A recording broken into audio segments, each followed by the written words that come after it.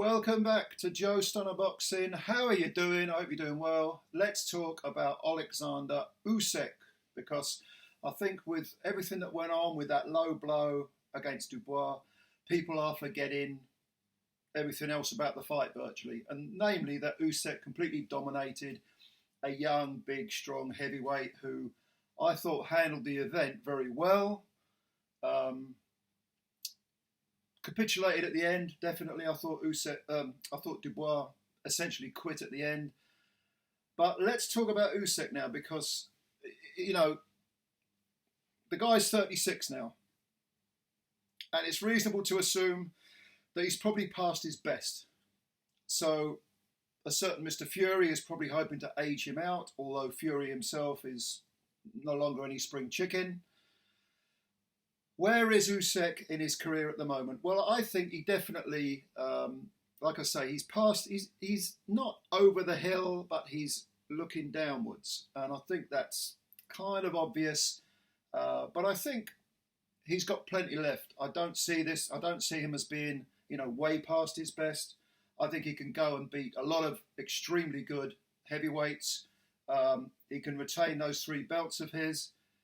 The mandatory for the IBF is Filip Hrgovic, and I would definitely pick Usyk to beat Hrgovic. I've always considered Hrgovic. I've always suspected he's overrated. I think his last couple of performances have proven that. Now, that's not to say he's without talent. Of course not. Hrgovic is a talented fighter, but I don't see him giving Usyk too many problems. I would definitely pick, this is just off the top of my head without really analysing it, I would pick Usyk to defeat Hrgovic on points. That would be my immediate gut reaction. I'll think about it later if the fight gets made. It should get made. But let's talk a little bit about this sort of heavyweight venture of Usyk, because he came in at, was it 220, 221, something like that, for the Dubois fight. And when you look at him, he's not a small man. He's a big man. He's not, he doesn't belong in the land of the giants, your Joshuas, your Joe Joyce, Vladimir Klitschko, Tyson Fury, but he's so good that he's beaten Joshua twice. Dubois is naturally a much bigger man. Dubois came in surprisingly light, like 231, I think it was. But, okay, fair enough. But I think that was a good weight for Dubois. I don't think that was a mistake.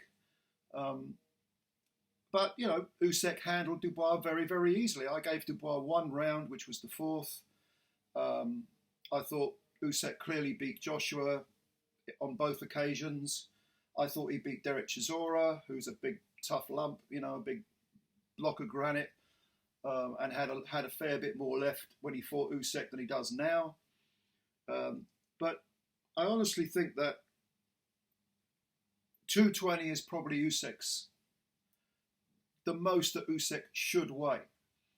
And the reason for this is that a lot of fighters, when they move up in weight, will put on fake weight, will feel they have to bulk up, essentially, especially if you move from cruiserweight to heavyweight. Now, what this does is it puts strain on your joints, your ligaments, and so on. And you eventually pick up injuries.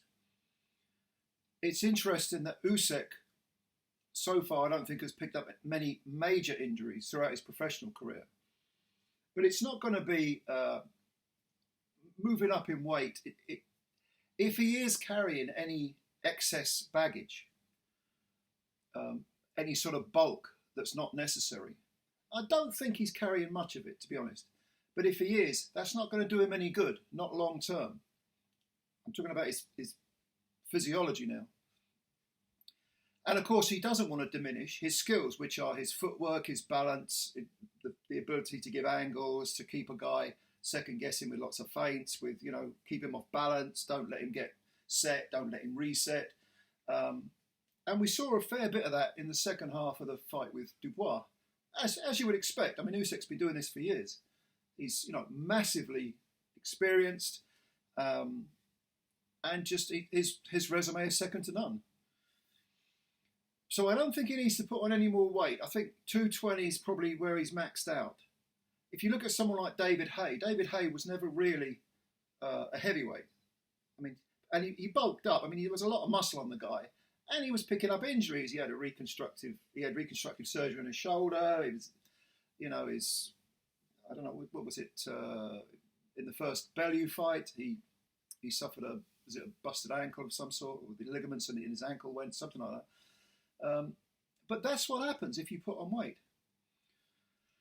So I think Usyk, he's now going to go on a run of, you would think, mandatories, probably starting with Hrgovic. If he wants to keep those belts, he'll have to do his mandatories. Where does Tyson Fury fit into all this? Because that's the fight he wants. He was asked after the Dubois fight, does he feel he needs to fight Fury? And he said yes. A lot of people would have said, nah, the hell with him. But Usyk seems like a pretty honest guy. He is not what Don Charles has insisted is a cheat. I don't think he's a cheat at all. I think he's an honest guy. Generally speaking, we all bend the truth a little bit, tell a few fibs here and there, but I think generally speaking, Usyk is an honest, upfront guy. And he says, yeah, I need Fury. I want Fury. Of course he does, because he's a fighting man, a genuine fighting man. He's been doing that all his life, and he's brilliant at it. So he needs that fight, I think, in his mind. That's the impression I get, to sort of put the tin hat on his career, and then he can walk off into the sunset. He feels that if he doesn't fight Fury, there's going to be food left on the table, and he doesn't want that. Now, Fury, I can't get inside Fury's head. I doubt whether Tyson Fury can get inside Tyson Fury's head, because he makes so many contradictions, tells so many, well, let's be honest, lies, and he's just a bag of contradictions. Let's leave it at that. Does he feel the need to fight Usyk? He will say no, absolutely not. I would imagine. No, I don't need him. Just a middleweight. No, he made some stupid comment after the Dubois fight. You couldn't take a body punch, you little shit house, or whatever he called him. Okay, that's his shtick. That's what Fury does. But let's make no mistake about it. Fury says all that crap to beef himself up. I'm not talking about his public image. I'm talking about internally. He needs to tell himself those things. He needs to have that safety net whereby he is, that's why all the gaslighting goes on. He knows he ducked Usyk. He knows he wanted to fight Ngannou all along. So does Warren. After he beats Ngannou, and one assumes he would beat Ngannou in a boxing ring. I can't, if it was in the cage, it would obviously be a different story. But in a boxing ring, you would think he'd come through. He'll make God knows how much money by, beating up a guy in his debut, who's making his debut. Maybe, having looked at the Dubois performance from Usyk, he'll think, okay, he's added a few miles to the clock. He's another year older. Yeah, I fancy it now. This is the typical. A lot of people say this type of mentality started with Floyd Mayweather. It didn't. The first person in my lifetime, I'm in my mid-50s now, but the first person in my lifetime to do this was Sugar Ray Leonard, who waited for Marvin Hagler to age out or get to the point where he diminished so much that he felt he could take him. And even then, it's highly questionable whether he deserved that decision over Marvin. Highly questionable. And then he dragged Ollie Lalonde down, to fight for 2 WBC belts. And Lalonde was basically a one-arm light heavyweight who was fighting at 168. And so Leonard set the blueprint for this type of career. And Mayweather picked it up and ran with it, no question about it. Although Leonard and Mayweather are both great fighters. They are great fighters. Their talent is immense, no doubt about it. By the way, I would pick Leonard to beat Mayweather. It's just an aside. Anyway. Fury is doing this. He's doing exactly what Leonard and Mayweather did. Usyk doesn't want any of that. He's not interested in that. His attitude is, I'm a fighter. He speaks to Krasuk. He speaks to his team. He says, get me whoever. Do what you can. And they put him in front of him and he fights them. And I see that continuing. But I think if he does get the Fury fight, he'll probably, perhaps they'll negotiate a 2-fight deal. I don't know. I'm only guessing. But I certainly think if he was to beat Fury,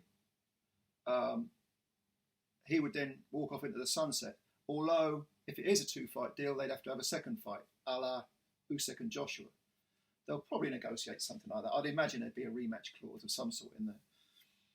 But I don't see him lasting for years to come. I think Usyk has probably got another 2 to 3 years in him. He looks after his body. Again, the weight thing, putting on bulk and everything, fighting at a weight which is unnatural, you will get injuries. And of course, it affects your respiratory system as well, your cardio and everything like that. Those of you that might be strength and conditioning coaches would understand this far better than I would. But I do see Usyk carried on for another 2 years, 2 to 3 years, making his mandatories. Like I say, I pick him to beat Hrgovic. Warren and Fury will wait for him to get old and then might get brave and take him on. And here's the weird thing. As much as I have criticised Fury relentlessly, and deservedly so, because he did duck Usyk, I've always thought that an on-form Tyson Fury, mentally and physically ready, would beat Usyk on sheer size. Not just size, talent comes into it as well. Fury is an immensely talented fighter. It's his behaviour out of the ring I don't like, not his behaviour in it. He is without question a brilliant fighter. And I've always thought he'd beat Usyk. But I have more, reason I have more respect for Usyk is that it's the way he handles his business. The way he'll fight anyone. The way he makes no excuses, you know. So, just a few thoughts on Usyk and where he's going. You leave your thoughts below. I'd like to read them. I'd like to answer them. Thank you, as always, for subscribing to the channel. Really appreciate your time. Always appreciate you watching these videos. Love making them. And, yeah, subscribe to the channel if you're new. And, yeah, enjoy your day. We'll speak again soon. Bye for now.